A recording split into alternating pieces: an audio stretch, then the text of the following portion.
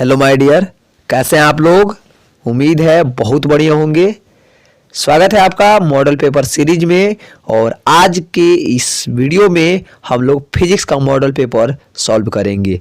तो फिजिक्स में आपके 30 मार्क्स के प्रैक्टिकल जुड़ते हैं और 70 मार्क्स के होते हैं आपके थ्योरेटिकल, और इसमें से भी 35 मार्क्स के होंगे आपके ऑब्जेक्टिव। तो अब की बार भी आपके 70 क्वेश्चन रहेंगे, जिसमें से आपको 35 क्वेश्चन का जवाब ही देना होगा। तो चलिए शुरू करते हैं वीडियो, और आज बात करते हैं इसके ऑब्जेक्टिव क्वेश्चन आंसर की और सॉल्व करते हैं उसको।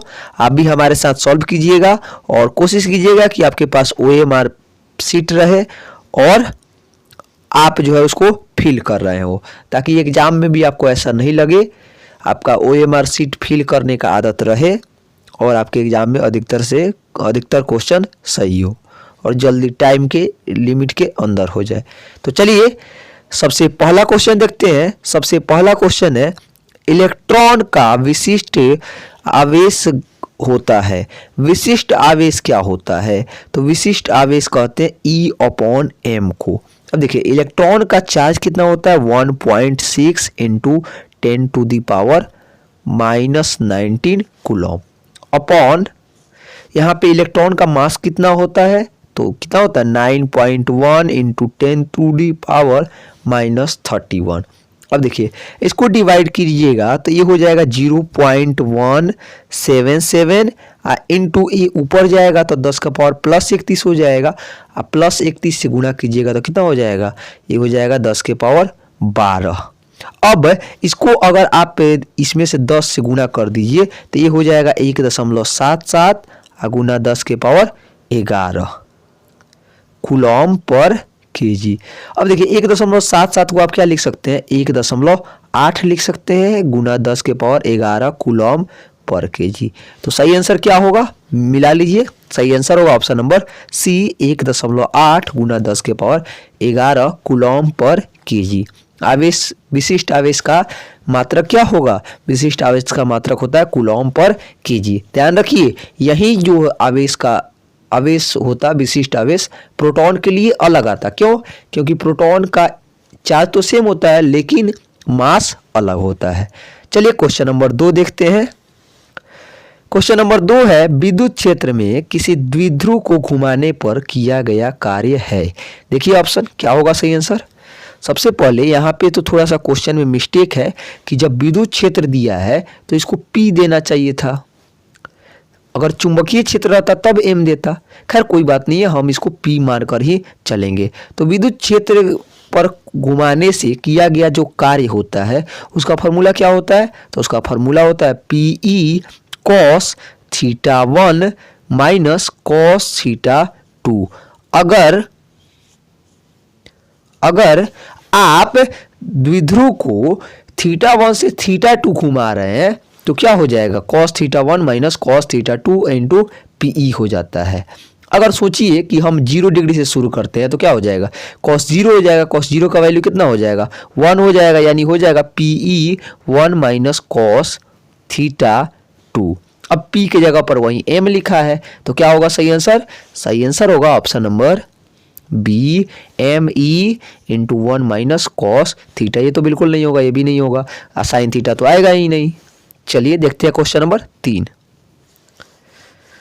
क्वेश्चन नंबर 3 है, किसी माध्यम का आपेक्षिक परावैद्युतांक होता है। अच्छा, आपेक्षिक परावैद्युतांक क्या होता है, तो आपेक्षिक परावैद्युतांक यानी एप्सिलॉन R जो होता है माध्यम का परावैद्युतांक और अपॉन निर्वात का परावैद्युतांक। निर्वात का परावैद्युतांक अब रख देंगे। अब देखिए यहाँ पे इससे हम लोग निकालते हैं तो सही आंसर क्या होगा, देखिए तो वही आपेक्षिक एप्सिलॉन R का वैल्यू पूछ रहा है, epsilon M upon epsilon not. तो सही आंसर हो जाएगा ऑप्शन नंबर सी। अब देखिए इसमें इससे जुड़ी आप कुछ बात ध्यान में रखिएगा। वायु के लिए ER का वैल्यू कितना होता है, 1 होता है। क्यों? क्योंकि एप्सिलॉन नॉट जिसका मान होता है 8.85 इंटू 10⁻12 नहीं, इतना होता है -12। तो इतना होता है, एप्सिलॉन नॉट का वैल्यू इतना होता है। अब वायु के परावैद्युतांक में वायु के परावैद्युतांक से भाग कीजिएगा तो कितना होगा, 1 होगा। वहीं आपके लिए अगर पूछ दे जल के लिए कितना होता है, तो जल के लिए ER का वैल्यू होता है 80 या कहीं कहीं 81 भी लिखा रहता है। ध्यान में रखिएगा, ये परावैद्युतांक जो होता है क्या होता है, बीमाहीन होता है, इसका कोई मात्रक नहीं होता, सॉरी बीमाहीन होता है, मात्रक इसका होता है, मात्रक। क्वेश्चन नंबर 4 है, संधारित्रों के समानांतर संयोजन में जो राशि प्रत्येक संधारित्र के लिए समान रहती है वह क्या है। ऑप्शन नंबर ए है आवेश, ऑप्शन नंबर बी है ऊर्जा, ऑप्शन नंबर सी है विभवांतर, ऑप्शन नंबर डी है धारिता। क्या होगा सही आंसर, तो 4 का सही आंसर होगा। देखिए अब संधारित्र जो होते हैं, अगर संधारित्र जो है, देखिए अगर संधारित्र जो है श्रेणी क्रम में जुड़ता है, ठीक है, कैसे जुड़ता है, श्रेणी क्रम में, मान लीजिए C1 है, ये C2 है, तो श्रेणी क्रम में जुड़ता है, तो इन दोनों का विभव अलग अलग होता है, दोनों का विभव अलग होता है, लेकिन Q क्या रहता है, सेम रहता है। लेकिन अगर समानांतर क्रम में जुड़ता है, समानांतर क्रम में जुड़ने का मतलब है, समानांतर क्रम में जुड़ने का मतलब है कि यहाँ पे विभव सेम होगा और दोनों पर चार्ज अलग अलग होगा, तो क्या परिवर्तित नहीं रहता है, तो विभवांतर परिवर्तित नहीं रहता है। लेकिन वही श्रेणी क्रम में पूछता तो यहाँ पे चार्ज सेम रहता है, विभवांतर बदल जाता है। समानांतर क्रम में विभवांतर सेम रहता है, चार्ज बदल जाता है। चलिए क्वेश्चन नंबर 5 देखते हैं। एक तार का प्रतिरोध R है, इसे खींचकर व्यास आधा कर दिया जाए तो तार का प्रतिरोध क्या होगा। अच्छा एक बात बताइए, तार, अच्छा प्रतिरोध क्या होता है, प्रतिरोध होता है ρL/A। अच्छा तार का वॉल्यूम जो होगा वो तो नहीं चेंज होगा, यानी V ओल्ड वाला जो होगा वो V न्यू वाला भी रहेगा। यानी अगर सोचिए कि ए, हम क्या किए, इसको हम A इंटू एल के फॉर्म में लिख सकते हैं, ये भी हो जाएगा क्या, A इंटू एल हो जाएगा, वॉल्यूम तो सेम रहेगा। लेकिन हमने क्या किया, व्यास का आधा कर दिया, व्यास आधा कर दिया, व्यास जब आधा कर दिया तो क्षेत्रफल भी कितना हो जाएगा, 1/4 हो जाएगा, क्षेत्रफल कितना हो जाएगा, 1/4, यानी A/4 हो जाएगा। तो हमको क्या करना पड़ेगा, सॉरी ये न्यू वाला है ना, तो यहाँ पे तो नहीं होगा, यहाँ पे नहीं होगा, यहाँ पे क्या हो जाएगा, A/4 हो जाएगा। अब A/4 हो जाएगा क्षेत्रफल, तो ये भी तो 4 गुना हो जाएगा, नहीं लंबाई क्या हो जाएगा, 4 गुना हो जाएगा, क्योंकि वॉल्यूम हमको क्या रखना है, सेम रखना है, तो इधर भी घटाना पड़ेगा। यानी कि देखिएगा आप, तो ये हो गया AL और ये हो गया 4AL। अब आपको इसी वैल्यू को क्या कर देना है, यहाँ पे पुट कर देना है, तो एक हो जाएगा ρL/A, R न्यू जो होगा ना वो हो जाएगा, वो कितना हो जाएगा, यहाँ पे L का वैल्यू रख देंगे 4L, रो L के जगह पर रखेंगे 4L, A/4 यानी 4 चला जाएगा ऊपर और बटा में A हो जाएगा, यानी 4 चौका कितना हो जाएगा, 16 हो जाएगा। तो सही आंसर क्या हो जाएगा, ऑप्शन नंबर डी 16R, कितना हो जाएगा, 16R। चलिए क्वेश्चन नंबर 6 है, वायु में रखे गोलीय चालक की धारिता समानुपाती होती है। तो देखिए आप वायु में रखे गोलीय चालक की धारिता C बराबर आपने फॉर्मूला पढ़ा होगा 4πε0 R²। इसका मतलब है कि ये 4πε0 क्या है, कांस्टेंट है, ε0 का वैल्यू मैंने बताया भी था आपको, तो C डायरेक्टली प्रोपोर्शनल किसका हो गया, R² के, यानी त्रिज्या के। तो सही आंसर हो जाएगा ऑप्शन नंबर बी। देखते हैं क्वेश्चन नंबर 7 नंबर क्वेश्चन है, यदि समरूप विद्युत क्षेत्र x अक्ष की दिशा में है तो समविभवी क्या होगा। तो ध्यान दीजिएगा कि अगर ऐसे कहे, मान लीजिए यह x अक्ष है, यह y अक्ष है, यह z अक्ष है, अगर जिस दिशा में गतिमान होगा, x अक्ष में दिशा गति में गतिमान है, तो देखेंगे इसके सामने वाला प्लेन कौन सा है, x के सामने वाला प्लेन कौन सा है, yz, तो इसका जो समविभवी होगा yz होगा। y दिशा में गतिमान है तो समविभवी क्या होगा, एक्स जेड हो जाएगा, और जेड दिशा में गतिमान है तो वाई जेड हो जाएगा। तो सही आंसर क्या होगा इसका, एक्स दिशा में गतिमान है तो वाई जेड हो जाएगा, यानी ऑप्शन नंबर सी बिल्कुल करेक्ट होगा। चलिए देखते हैं क्वेश्चन नंबर 8। 8 नंबर क्वेश्चन है, विद्युतशीलता का मात्रक है। अभी मैंने बताया आपको, मैंने बताया क्या, कूलॉम स्क्वायर पर न्यूटन मीटर स्क्वायर, यानी coulomb square newton inverse 1 metre inverse 2। सही आंसर हो जाएगा ऑप्शन नंबर ए। क्या हो जाएगा, ऑप्शन नंबर ए। देखते हैं क्वेश्चन नंबर 9। चलिए 9 नंबर क्वेश्चन है कि मीटर सेतु की तार किसकी बनी होती है। तो देखिए सबसे पहला ऑप्शन है तांबा। तांबा से क्या बनाया जाता है, तो क्वाइल बनाया जाता है। हमारे घरों में जो तार होता है ना, तांबा का होता है। स्टील से क्या बनाया जाता है, तो इससे अस्थाई चुंबक बनाया जाता है। क्या बनाया जाता है, अस्थाई चुंबक, परमानेंट मैग्नेट बनाया जाता है। किससे, स्टील से। और लोहा है, लोहा से क्या बनाया जाता है, इलेक्ट्रोमैग्नेट बनाया जाता है। क्या बनाया जाता है, इलेक्ट्रोमैग्नेट, ठीक है, यानी विद्युत चुंबक बनाया जाता है। और है मैग्नीन, तो सही आंसर क्या होगा, मैग्नीन। अच्छा, मैग्नीन से जो है पोटेंशियोमीटर का भी जो तार होता है ना, विभव मापी पोटेंशियोमीटर, वो भी किससे बना होता है, मैग्नीन से बना होता है। तो ध्यान में रखिएगा इसको। चलिए बात करते हैं क्वेश्चन नंबर 10 की। चुंबकीय प्रेरण तथा चुंबकीय तीव्रता के बीच संबंध होता है। तो देख रहे हैं आप लोग, क्या होगा सही आंसर, सही आंसर होगा ऑप्शन नंबर डी। ठीक है, B is equal to mu not into H plus M. H क्या है, तो एच जो है यहाँ पे हेनरी है, हेनरी कांस्टेंट है। एम क्या है, चुंबकन तीव्रता है, और म्यू नॉट तो आप जानते ही हैं, और बी चुंबकीय प्रेरण है। चलिए देखते हैं क्वेश्चन नंबर 11। दो समानांतर दर्पण के बीच रखी गई वस्तु के प्रतिबिंब की संख्या कितनी होगी। अच्छा, समतल में रखा गया है तो थीटा इज इक्वल टू कितना होगा, 0 डिग्री। कैसे निकालते हैं हम लोग इसको, 360 अपॉन थीटा। तो 360 अपॉन क्या हो जाएगा, 0 डिग्री, यानी डिवाइड कीजिएगा तो क्या आ जाएगा, 0, अनंत आ जाएगा। क्या आ जाएगा, इन्फिनिटी आ जाएगा। डिवाइड कीजिएगा तो इन्फिनिटी आएगा, यानी सही आंसर हो जाएगा ऑप्शन नंबर डी, इन्फिनिटी। क्या हो जाएगा, ऑप्शन नंबर डी। देखते हैं 12 नंबर क्वेश्चन। 12 नंबर क्वेश्चन है, किसी गोलीय दर्पण का पार्श्वीय आवर्धन m है तो अनुदैर्ध्य आवर्धन क्या होगा। तो स्क्वायर हो जाता है, तो सही आंसर हो जाएगा ऑप्शन नंबर बी। पार्श्वीय आवर्धन m तो अनुदैर्ध्य आवर्धन क्या हो जाएगा, m स्क्वायर। देखते हैं क्वेश्चन नंबर 13। अगर किसी प्रकाश का किसी दो माध्यमों में तरंगदैर्घ्य λ1 एवं λ2 है तो स्नेल का नियम क्या होगा। देखिए मान लीजिए कि यह प्रकाश किरण इधर से आ रही है और इधर से अपवर्तित हो गई। इसका μ1 है, इसका μ2 है, उसी तरह इसका λ1 है, इसका λ2 है। तो साइन आई अब बट्टा साइन आर हो जाएगा μ1 2 इज इक्वल टू λ1 2। अच्छा, इसी को बदल दीजिएगा तो क्या हो जाएगा, sine I upon sine R बराबर हो जाएगा μ2 अपॉन μ1 बराबर λ2 अपॉन λ1, यानी सही आंसर हो जाएगा option number A.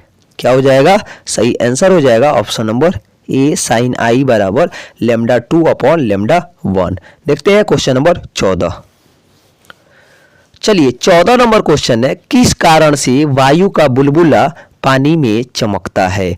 Option number A है परावर्तन, ऑप्शन बी है अपवर्तन, ऑप्शन सी है पूर्ण आंतरिक परावर्तन, ऑप्शन डी है विवर्तन। क्या होगा सही आंसर, सही आंसर होगा ऑप्शन नंबर सी, पूर्ण आंतरिक परावर्तन। हीरे का चमकना हो, वायु के बुलबुला का चमकना हो, या मरीचिका हो, ये सभी किसका उदाहरण है, पूर्ण आंतरिक परावर्तन का। वही अपवर्तन का एग्जाम्पल देखिएगा तो अपवर्तन का एग्जाम्पल देखने को मिल जाएगा, जैसे आपका प्रकाश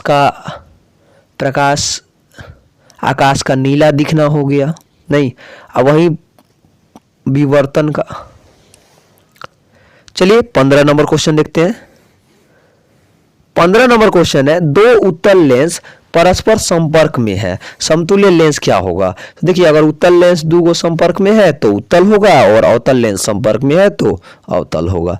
चलिए 16 नंबर क्वेश्चन है, जब कोई श्वेत प्रकाश किरण किसी प्रिज्म से गुजरती है तो किस रंग के लिए विचलन कोण का मान सबसे अधिक होता है। तो देखिए, मान लीजिए कि ये प्रिज्म है, इससे श्वेत प्रकाश गुजारे, तो जब श्वेत प्रकाश गुजारते हैं तो इससे कई सारे इधर पट्टी बन जाती है और सबसे नीचे सबसे ज़्यादा विचलन किसका होता है, बैगनी का, बैगनी यानी कि वायलेट, और सबसे कम विचलन किसका होता है, रेड का। क्यों? क्योंकि बैगनी का तरंगदैर्घ्य सबसे कम होता है, इसीलिए उसका आवृत्ति सबसे ज़्यादा होता है। रेड का तरंगदैर्घ्य सबसे ज़्यादा होता है, इसीलिए उसका आवृत्ति सबसे कम होता है। पढ़े ना आप लोग, lambda upon C, lambda is equal to C upon nu. तरंगदैर्घ्य ज़्यादा तो आवृत्ति कम, जितना आवृत्ति कम उतना ही विचलन कम, और जितना आवृत्ति ज़्यादा उतना ही विचलन ज़्यादा। बैगनी का आवृत्ति ज़्यादा होता है, इसलिए विचलन ज़्यादा होता है।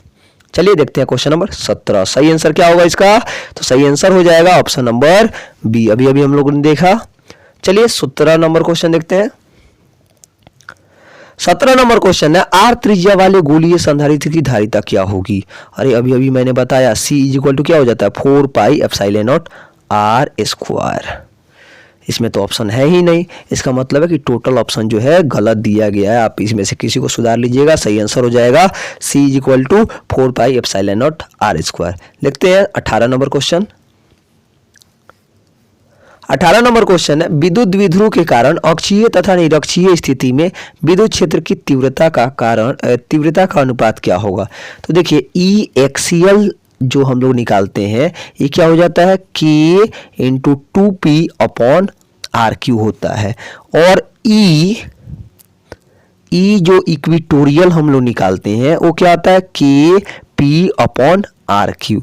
अब इसी का अनुपात पूछ रहा है तो डिवाइड कर दीजिए, K से K कट जाएगा, P अपॉन आर क्यू से P अपॉन आर क्यू कट जाएगा, ऊपर बच जाएगा 2 और नीचे बच जाएगा 1, यानी 2 अनुपात 1, यानी सही आंसर क्या हो जाएगा, ऑप्शन नंबर बी हो जाएगा।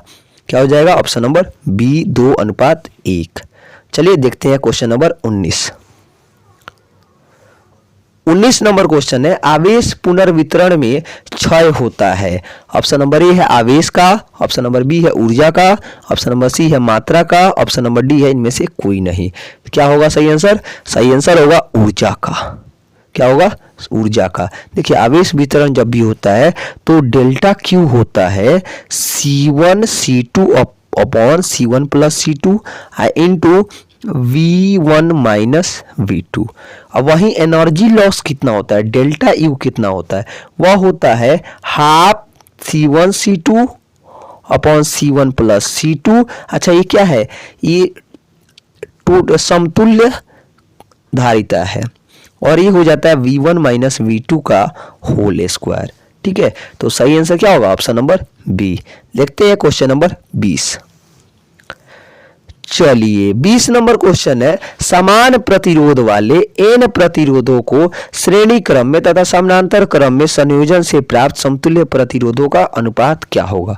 देखिए, अगर सीरीज में जो होते हैं RS अपॉन RP निकालना है ना आपको, तो सीरीज में जोड़िएगा तो क्या आएगा, NR आएगा, और वहीं आप समानांतर में जोड़िएगा तो R अपॉन N आएगा। R से R कट गया, N चला जाएगा ऊपर, आंसर क्या हो जाएगा, N स्क्वायर। इस पर बहुत सारे क्वेश्चन पूछे जाते हैं। सही आंसर होगा ऑप्शन नंबर बी। तो ध्यान में रखिएगा फॉर्मूला कि हमेशा श्रेणी क्रम और समानांतर क्रम का संयोजन से प्राप्त समतुल्य प्रतिरोध क्या होता है, N स्क्वायर होता है।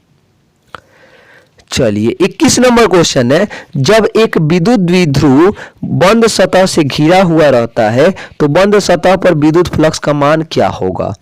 अच्छा, विद्युत द्विध्रुव है, यानी कि विद्युत द्विध्रुव क्या होता है, इधर प्लस क्यू और इधर माइनस क्यू, उसको हम लोगों ने बंद सतह से घेर दिया। अच्छा, फ्लक्स का मान क्या होता है, तो फ्लक्स हम लोग निकालते हैं phi is equal to Q upon epsilon not. अच्छा, यहाँ पे क्यू का वैल्यू कितना है, तो प्लस क्यू माइनस क्यू कितना हो जाएगा, 0 हो जाएगा, यानी 0 अपॉन एप्सिलॉन नॉट कितना आएगा, 0 आएगा, यानी सही आंसर क्या हो जाएगा, सही आंसर हो जाएगा ऑप्शन नंबर ए 0। चलिए 22 नंबर क्वेश्चन देखते हैं, टैंजेंट गैल्वेनोमीटर अधिकतम सुग्राही होता है जब विक्षेप कोण कितना हो, π/4 यानी कि 45 डिग्री जब विक्षेप कोण होता है तब जो है गैल्वेनोमीटर अत्यधिक सुग्राही होता है। कौन सा गैल्वेनोमीटर, टैंजेंट गैल्वेनोमीटर।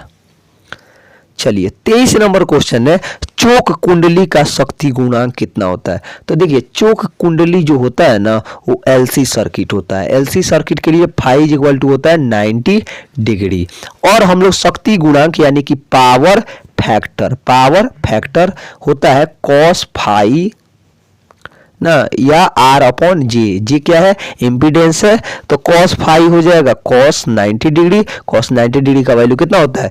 0 होता है। तो सही आंसर होगा ऑप्शन नंबर ए 0। चलिए देखते हैं 24 नंबर क्वेश्चन। 24 नंबर क्वेश्चन है समान वेग से चलता आवेश उत्पन्न करता है। देखिए स्थिर आवेश है तो विद्युत क्षेत्र और समान वेग से चलता आवेश है तो विद्युत चुंबकीय क्षेत्र, विद्युत क्षेत्र भी और चुंबकीय क्षेत्र भी। चलिए 25 नंबर क्वेश्चन देखते हैं।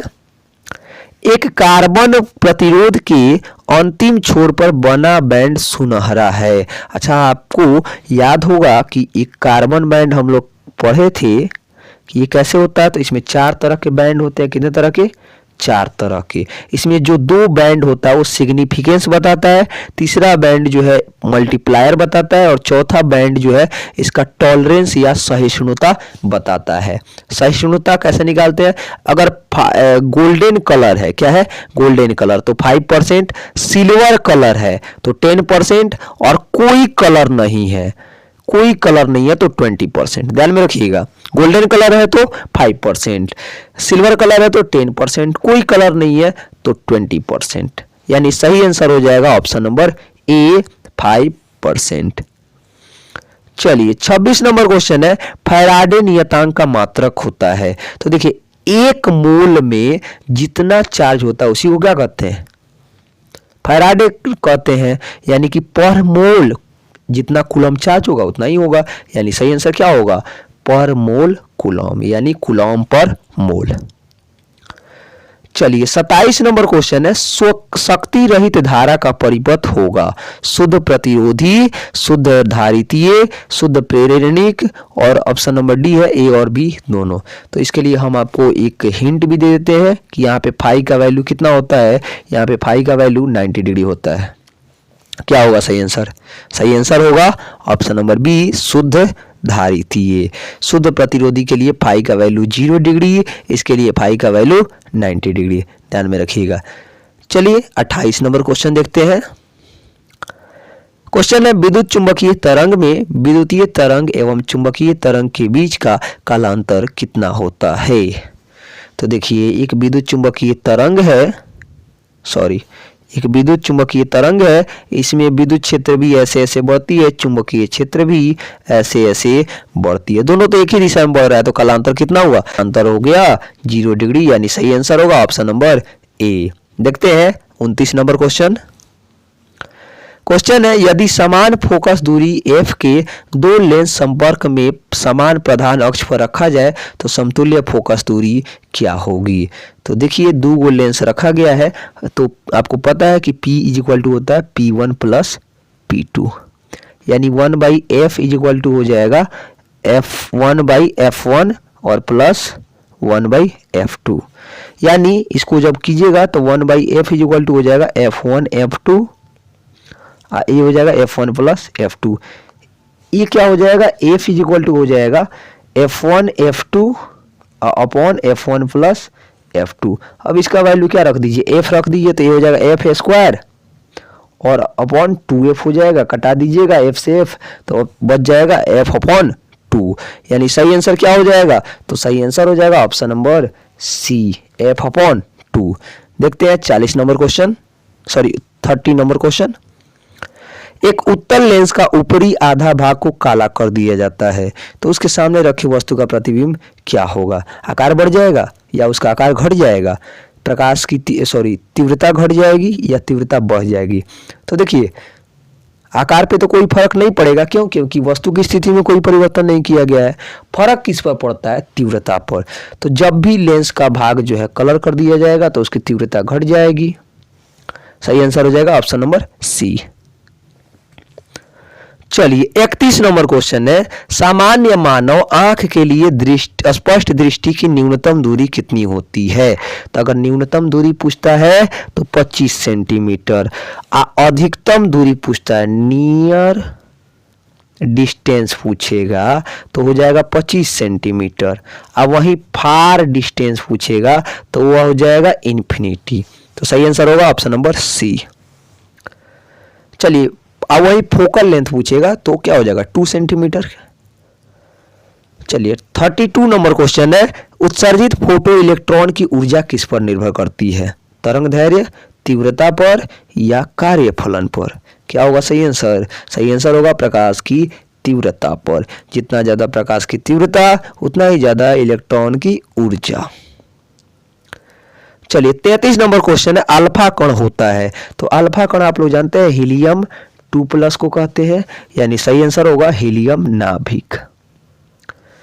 चलिए 34 नंबर क्वेश्चन है, ट्रांजिस्टर में पीएन जंक्शन की संख्या होती है। तो ट्रांजिस्टर आप लोग जानते होंगे कैसे होता है, ट्रांजिस्टर कुछ इस टाइप का होता है, नहीं यहाँ पे हो गया P, यहाँ पे हो गया N, तो यहाँ पे हो गया P, या कुछ इस टाइप का भी हो सकता है, यहाँ पे हो गया N, यहाँ पे हो गया P, या यहाँ पर हो गया N। तो देखिए जंक्शन कितना है, तो 1 और 1 2, 1 और 1 2, जंक्शन कितना है 2। तो सही आंसर क्या हो जाएगा ऑप्शन नंबर बी। अगर यही लेयर पूछता तो लेयर कितना है 1 2 3, 3 लेयर है, लेयर पूछता तो 3 हो जाता। अब वही चलिए देखते हैं 35 नंबर क्वेश्चन, ट्रांजिस्टर के धारा गुणांक अल्फा तथा बीटा का संबंध क्या होता है? तो बीटा इज इक्वल टू होता है अल्फा अपॉन अल्फा प्लस 1। सही आंसर हो जाएगा option number B. 36 number question है, तप्त धारा ए मीटर में क्या होता है? धारा समानुपाती होता है विक्षेप के, या धारा समानुपाती होता है विक्षेप के स्क्वायर के, विक्षेप माने थीटा जितना डेविएट हुआ है। प्रतिरोध समानुपाती होता है विक्षेप के, या प्रतिरोध समानुपाती होता है विक्षेप के स्क्वायर के? तो क्या होगा सही आंसर? तो सही आंसर होगा धारा समानुपाती होता है विक्षेप के, जितना ज्यादा धारा उतना ज्यादा विक्षेप। चलिए अच्छा, ये तप्त धारा एमीटर क्या करता है? तो यह एसी में प्रयुक्त होता है, यानी कि अल्टरनेटिव करंट में। और किस काम में? तो यह आरएमएस वैल्यू को मापता है। चलिए 37 नंबर क्वेश्चन है, एलआर परिपथ का शक्ति गुणांक होता है। तो एलआर परिपथ के लिए पावर फैक्टर होता है cos फाई या आर अपॉन जेड। क्या होता है? R upon Z. यहाँ पे वही आर जेड का वैल्यू रख दीजिए तो ये हो जाएगा √r² प्लस ω² L²। अब मिला लीजिए कौन सा ऑप्शन मिल रहा है? तो ऑप्शन नंबर सी। सही आंसर हो जाएगा ऑप्शन नंबर सी। चलिए 38 नंबर क्वेश्चन है, निम्नलिखित में किसका वेदन क्षमता सबसे अधिक होता है? ऑप्शन नंबर ए है अल्फा किरणें, ऑप्शन नंबर बी है एक्स किरणें, ऑप्शन नंबर सी है कैथोड किरणें, ऑप्शन नंबर डी है गामा किरणें। क्या होगा सही आंसर? सही आंसर होगा ऑप्शन नंबर डी, गामा किरणों का वेधन क्षमता सबसे अधिक होता है। चलिए 39 नंबर क्वेश्चन है, द्रव्यमान संख्या और त्रिज्या के बीच का संबंध क्या है? तो त्रिज्या जो होती है द्रव्यमान संख्या के घनमूल के बराबर होती है, यानी कि ऑप्शन नंबर सी। चलिए 40 नंबर क्वेश्चन है, सूर्य की ऊर्जा का कारण क्या है? तो सही आंसर होगा नाभिकीय संलयन। अच्छा, एटम बम का भी कारण क्या है? हाइड्रोजन बम का भी कारण क्या है? नाभिकीय संलयन। अच्छा, वही आपका एटम बम का कारण क्या है? नाभिकीय विखंडन। वही रिएक्टर का कारण क्या है? नाभिकीय विखंडन। ध्यान में रखिएगा, तीनों में से चारों में से एक क्वेश्चन जरूर आना ही आना है बोर्ड एग्जाम में, यह आप संकेत दिया गया है मॉडल पेपर के सहायता से। तो नाभिकीय संलयन सूर्य की ऊर्जा का कारण है। हाइड्रोजन बम का भी कारण क्या है? नाभिकीय संलयन है। और रिएक्टर का कारण क्या है? नाभिकीय विखंडन है। चलिए 41 नंबर क्वेश्चन है, 1 किलोग्राम मात्रा के तुल्य ऊर्जा लगभग कितनी होती है? तो कैसे निकालते हैं? तो निकालते हैं E = mc²। साइंटिस्ट का आइंस्टाइन का समीकरण है। 1 kg का वैल्यू रख दीजिए, E1 × हो जाएगा 10⁸ का स्क्वायर, 3 × 8 होता है, उसको हम तो 3 × 8 कर दीजिए, ये हो जाएगा 9 × 10⁻16। 9 को लगभग 10 ले सकते हैं, यानी 10⁻17 जूल हो जाएगा आंसर। सही आंसर हो जाएगा ऑप्शन नंबर सी। चलिए 42 नंबर क्वेश्चन है, पश्च अभिनत डायोड है। पश्च अभिनत डायोड मतलब reverse bias diode. Reverse bias diode क्या होता है जी? रिवर्स बायस डायोड क्या होता है? तो देखिए रिवर्स बायस डायोड जो है, मान लीजिए कि यह P है और यह N है, तो इससे हम लोग एक परिपथ जोड़ते हैं। अगर P को माइनस वाले के साथ और N को प्लस वाले के साथ जोड़ते हैं तो इसको हम कहते हैं रिवर्स बायस डायोड। और इसी का उल्टा कर दीजिएगा, यानी N को माइनस के साथ और P को प्लस के साथ, तो उसको कहते हैं फॉरवर्ड डायोड। तो सही आंसर क्या होगा? तो यह सही आंसर हो जाएगा 42 का ऑप्शन नंबर ए। यह क्या होता है? एक टाइप का जेनर डायोड होता है। देखते हैं 43 नंबर क्वेश्चन, नंद गेट के लिए बूलियन व्यंजक है। नंद गेट के लिए बूलियन व्यंजक है। अब देखिए नंद गेट क्या होता है? तो नॉट और प्लस एंड, इसी को कहते हैं नैंड गेट। अब देखिए नॉट गेट, अच्छा नंद क्या कैसे होता है? तो डी साइज का होता है, इससे दो इंफॉर्मेशन आते हैं, यहाँ पर हम लोग 0 लगा देते हैं तो यही हो जाता है। यानी एंड का देखिएगा तो a इंटू बी होता है और नॉट आ जाता है तो वहाँ पे बार का साइन लग जाता है, यानी y बराबर हो जाएगा a इंटू बी के ऊपर बार का साइन। यानी सही आंसर क्या होगा? तो सही आंसर हो जाएगा ऑप्शन नंबर ए। चलिए देखते हैं 44 क्वेश्चन, मानव नेत्र का विभेदन क्षमता कितना होता है? तो आपको पता है मानव नेत्र का विभेदन क्षमता जो है 1 मिनट होता है। तो क्या होगा सही आंसर? सही आंसर हो जाएगा 16 सेकेंड, यानी 60 सेकेंड। देखते हैं 45 नंबर क्वेश्चन, नाभिकीय अभिक्रिया में संरक्षित राशियां हैं। तो आवेश तो संरक्षित रहता है, रैखिक संवेग भी संरक्षित रहता है, नहीं आवेश कहाँ संरक्षित रहता है? रुकोणीय रैखिक संवेग भी संरक्षित नहीं रहता है। क्या संरक्षित रहता है? तो P इक्वल टू आपने पढ़ा है, P इक्वल टू आपने पढ़ा है NH/2π। तो यहाँ पे जो कोणीय संवेग होता है वही क्या रहता है? संरक्षित रहता है। सही आंसर होगा ऑप्शन नंबर बी। चलिए 46 नंबर क्वेश्चन है, निम्नलिखित में किसका अपवर्तनांक सबसे अधिक होगा? ये तो बच्चों वाला प्रश्न है। सही आंसर होगा ऑप्शन नंबर सी, हीरा। कितना होता है? 2.42 होता है। चलिए 47 नंबर क्वेश्चन है, दो प्रकाश स्रोत संबद्ध होता है तो उनके बीच का कालांतर क्या रहता है? उनके बीच का कालांतर क्या रहता है? क्या होगा सही आंसर? बताइए जल्दी से। तो सही आंसर होगा ऑप्शन नंबर ए, क्या रहता है? कांस्टेंट रहता है, नहीं बदलता है। चलिए 48 नंबर क्वेश्चन है, गर्म करने पर अर्धचालकों का प्रतिरोध क्या हो जाता है? तब प्रतिरोध घट जाता है, चालकत्व बढ़ जाता है। चलिए 49 नंबर क्वेश्चन है, विद्युत चुंबकीय प्रेरण में प्रेरित आवेश स्वतंत्र होता है। तो देखिए आपने पढ़ा है विद्युत वाहक बल E होता है -N/d∅/dt। अब E को लिख सकते हैं IR, तो R आ जाएगा इधर तो हो जाएगा -N/R/d∅/dt। प्रेरित आवेश का है ना, तो इसको लिख सकते हैं dq/dt। अब बराबर हो जाएगा -N/r/d∅/dt।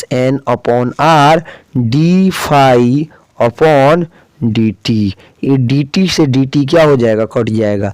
यानी किससे प्रभावित नहीं हो रहा है? टाइम से ना, t तो है ही नहीं, -N/r/d∅ बच जाएगा। तो सही आंसर क्या हो जाएगा? समय हो जाएगा, यानी ऑप्शन नंबर बी। चलिए 50 नंबर क्वेश्चन देखते हैं, फैराडे का विद्युत चुंबकीय प्रेरण का नियम किसके संरक्षण का परिणाम है? तो हमने पढ़ा है कि ऊर्जा संरक्षण का क्या है? परिणाम है। लेंज का नियम हमने पढ़ा है। चलिए 51 नंबर क्वेश्चन है, प्रोटॉन का विराम द्रव्यमान कितना है? देखिए प्रोटॉन का कहेगा तो 1.6 × 10⁻⁻27 उतना ही होगा जितना सब पहले होता है। लेकिन यहाँ पे हमको लगता है कि यहाँ पे क्या होगा? फोटोन होगा, नहीं तो विराम द्रव्यमान भला क्यों पूछता। अगर फोटोन दिया है तो 0 होगा और प्रोटॉन दिया है तो 1.6 इंटू 10⁻⁻27 होगा। फोटोन दिया है तो 0 और प्रोटॉन दिया है जैसे कि क्वेश्चन में लिखा है तो इतना होगा। अब फोटोन देता तो कितना होता, 0 होता। चलिए 52 नंबर क्वेश्चन है, 4 डाईऑप्टर क्षमता के लेंस की फोकस दूरी क्या होगी। तो आपने पढ़ा है कि P = 1/f होता है। कितना होता है, 1/f, यानी f = हो जाएगा 1/p 1/4 यानी 0.25 मीटर, यानी ऑप्शन नंबर ए हो जाएगा बिल्कुल करेक्ट। देखते हैं 53 नंबर क्वेश्चन। समान समायोजन में एक सरल सूक्ष्मदर्शी की आवर्धन क्षमता कितनी होती है। ये तो आपने पढ़ा ही है, 1 + d/f, जहाँ पे d का वैल्यू कितना हो जाएगा, 25 सेंटीमीटर होता है। d का वैल्यू कितना होता है, 25 सेंटीमीटर होता है। चलिए 54 नंबर क्वेश्चन है, अवरोध के किनारे प्रकाश का मुड़ना क्या कहलाता है। डायरेक्ट डिफिनीशन से क्वेश्चन है, विवर्तन कहलाता है। अवरोध के किनारे प्रकाश का मुड़ना क्या कहलाता है, विवर्तन कहलाता है। चलिए 55 नंबर क्वेश्चन है, हीरा के लिए क्रांति कोण कितना होता है। ये भी बढ़िया क्वेश्चन है और डायरेक्ट उठा के सारणी में से दे दिया गया है। कितना होगा, 24.541 डिग्री, यानी 24.41 डिग्री, ऑप्शन नंबर ए। चलिए 56 नंबर क्वेश्चन है, कांच के समानांतर सतह की पट्टी की फोकस दूरी कितनी होती है। क्या होगा सही आंसर, देखिए तो 0 अनंत 10 सेंटीमीटर 100 सेंटीमीटर, कितना होगा आंसर, तो सही आंसर होगा ऑप्शन नंबर बी अनंत। कांच के समानांतर सतह की पट्टी का फोकस दूरी कितना होता है, अनंत होता है। चलिए 57 नंबर क्वेश्चन है, पतले प्रिज्म द्वारा न्यूनतम विचलन का कोण क्या होता है। तो आपको याद होगा डेल्टा m = होता है μ-1 × a, यानी सही आंसर हो जाएगा ऑप्शन नंबर सी। चलिए 58 नंबर क्वेश्चन है, रचनात्मक व्यतिकरण के लिए कालांतर कोण कितना होता है। तो हमने पढ़ा है कि रचनात्मक के लिए क्या होता है, फाई = 2n π होता है। वहीं अगर विनाशी के लिए कहता तो फाई = 2n + 1 फाई होता। लेकिन हमको यहाँ पे क्या कहा है, हमको यहाँ पे रचनात्मक के लिए कहा है, तो सही आंसर होगा ऑप्शन नंबर ए। विनाशी कहता तब इतना होता। ठीक है, चलिए देखते हैं क्वेश्चन नंबर 59। प्रकाश के एक फोटोन की ऊर्जा की परास होती है, यह जो है 2 से 2.75 होता है। देख लीजिए, मिला लीजिए, कौन सा आंसर हो जाएगा, ऑप्शन नंबर बी, इसी के परास में आएगा।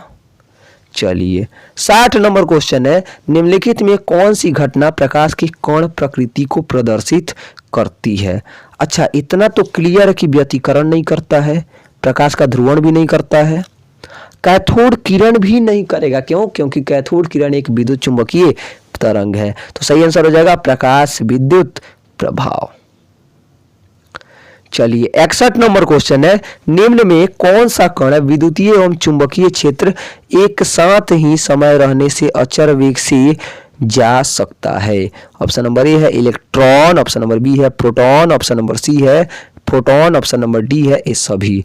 क्या होगा सही आंसर, तो देखिए इलेक्ट्रॉन और प्रोटॉन तो नहीं जा सकता है क्योंकि इस पर चार्ज होता है, फोटोन चला जाएगा। तो सही आंसर हो जाएगा ऑप्शन नंबर सी। चलिए 62 नंबर क्वेश्चन देखते हैं, नाभिक की खोज किसने की थी। एकदम ललुआ पॉप क्वेश्चन है। क्या होगा सही आंसर, सही आंसर हो जाएगा ऑप्शन नंबर सी, रदरफोर्ड। कब किए थी, 1932 में। चलिए 63 नंबर क्वेश्चन है, इलेक्ट्रॉन प्रोटॉन एवं न्यूट्रॉन के लिए कौन सी राशि समान होती है। द्रव्यमान, द्रव्यमान तो सेम नहीं होता है। आवेश, आवेश भी सेम नहीं होता है क्योंकि न्यूट्रॉन पे तो आवेश ही नहीं होता है। संवेग और ऊर्जा, तो क्या होगा सही आंसर, सही आंसर होगा ऑप्शन नंबर डी संवेग। अब देखिए सॉरी ऊर्जा, संवेग जो है मास पे डिपेंडेंट है तो मास अलग अलग है, तो फिर कैसे सेम हो सकता है। चलिए 64 नंबर क्वेश्चन है, एक प्रत्यावर्ती धारा का समीकरण है I = sin 100 omega pi T से विद्युत धारा की आवृत्ति पूछी जा रही है। तो देखिए यहाँ पे ओमेगा = क्या होता है 2 पाई एफ, आवृत्ति यानी एफ पूछ रहा है, यानी हो जाएगा ω/2 पाई। ओमेगा का वैल्यू दिया हुआ है 100 ओमेगा टी, कितना है 100 ओमेगा टी है, अपॉन हो जाएगा 2 पाई। अब ये कट जाएगा और हो जाएगा ये कितना 50 हो जाएगा, कितना हो जाएगा 50 हो जाएगा। यहाँ पे 50 पाई नहीं होगा, केवल 50 होगा। सही आंसर हो जाएगा ऑप्शन नंबर। चलिए 65 नंबर क्वेश्चन देखते हैं। जर्मेनियम का बैंड अंतराल कितना होता है? तो आपको आंसर याद होगा 1.1 इलेक्ट्रॉन वोल्ट। डायरेक्ट टेबल से क्वेश्चन है। 66 नंबर क्वेश्चन है। किसी धातु का कार्यफलन 2.8 इलेक्ट्रॉन वोल्ट है, तो देहली तरंग दैर्घ्य कितना होगा?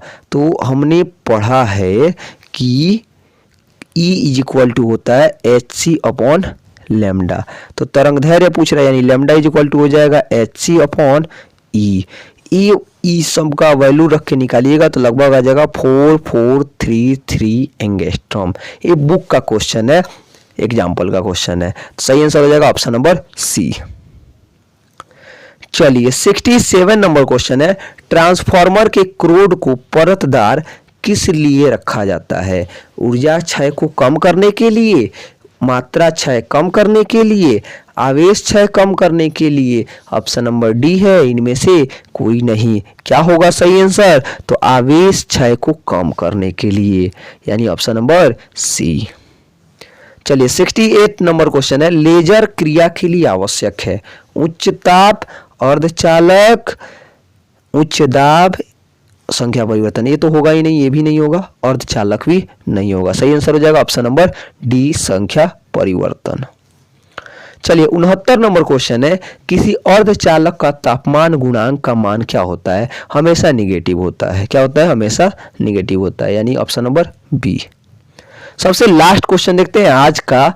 किस एक रेडियो एक्टिव तत्व की अर्ध आयु दिया हुआ है और इसकी माध्य आयु पूछ रहा है? तो ध्यान में रखिएगा formula, T half is equal to होता है 0.693 इंटू टी एवरेज। अच्छा, अर्ध आयु दिया हुआ है तो T average is equal to हो जाएगा टी हाफ अपॉन 0.693। अब क्या कीजिए, टी हाफ का वैल्यू रख दीजिए 1600 बट्टा 0.693। अब जब इसको आप डिवाइड दीजिएगा तो लगभग 2309 आएगा, यानी 17 का हो जाएगा ऑप्शन नंबर ए। तो ये था आज का हमारा मॉडल सेट फिजिक्स का। आशा करते हैं आपको यह अच्छे तरीके से समझ में आया होगा और आपको पसंद भी आया होगा। लगभग सारे क्वेश्चन आपके बढ़िया से क्लियर हो गए होंगे। तो आज के वीडियो में रहने देंगे, बस इतना ही। बने रहिए हमारे साथ, हम ऐसे ही कई सारे मॉडल पेपर आपसे सॉल्व कराएंगे, कई सारे क्वेश्चन पेपर सॉल्व कराएंगे।